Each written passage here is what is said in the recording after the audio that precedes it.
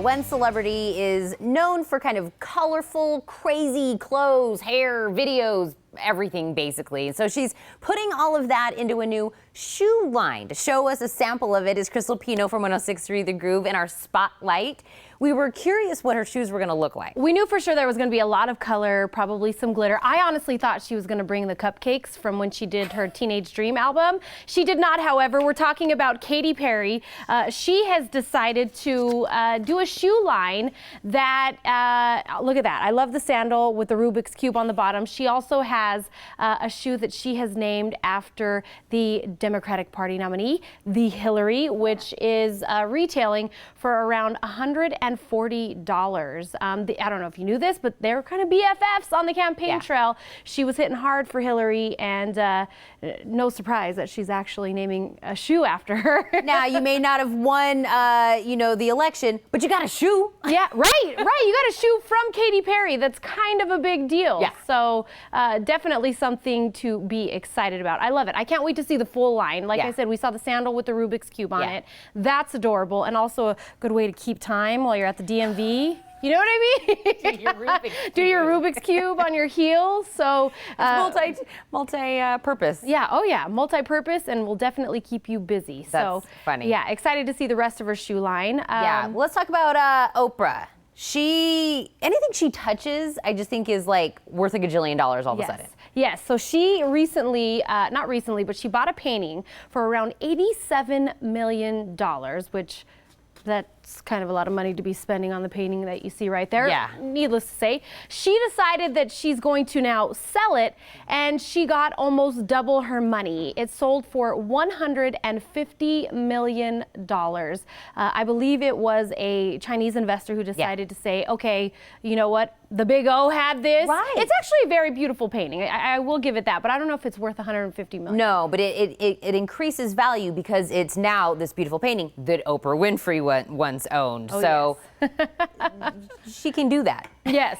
She's Oprah. Exactly. But we have $150 for that painting, but we have some other high-priced items for some people that actually have passed. Yes, so you and I had talked about it again on the spotlight this morning. Is it morbid to buy your favorite celebrities' clothing items? Patrick Swayze's leather jacket is now going for big bucks on the market. Prince, his estate is selling some of his clothes.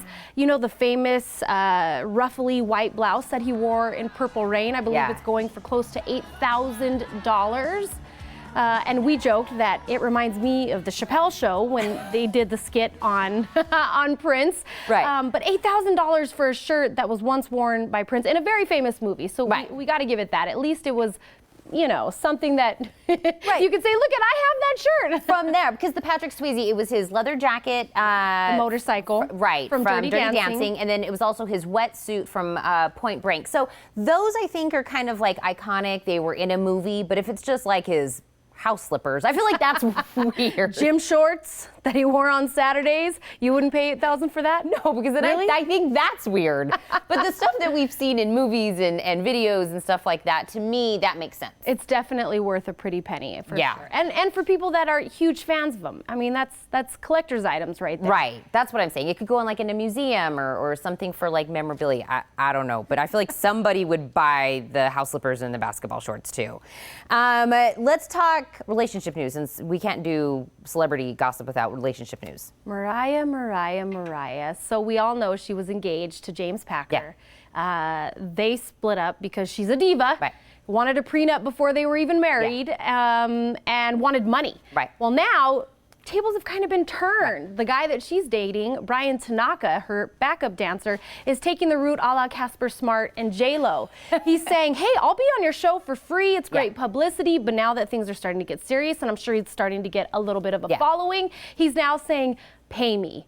I want to be paid to be with Mariah. And I'm starting to think my whole decision to go to college was a waste of time. Well, the love of Mariah may fade, but the money could actually be used a lot further out. And it's crazy that we're seeing these backup dancers doing this. They're playing the game right, which I hate to even say, it's kind of cheap if you ask me, because as people like us who are fans, we're saying, okay, is it even real? Right. I don't think it's real. Well, let's hit us one more time with one more relationship. Lady Gaga. Yes, Lady Gaga and Taylor Kinney, are they back on? I don't know. Sources saying possibly.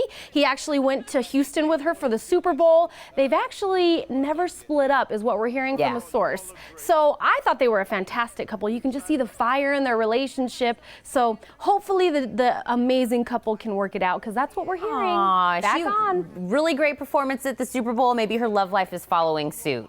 We'll have to see. I love this. All right, guys, if you want to catch Krystal on 106.3 The Groove every weekday morning, check her out, and then you can hear more celebrity gossip with me on the Spotlight at 7:40 and 9:20. To stay connected any time of the day, follow Krystal on Twitter and Instagram, because she's actually pretty funny on there.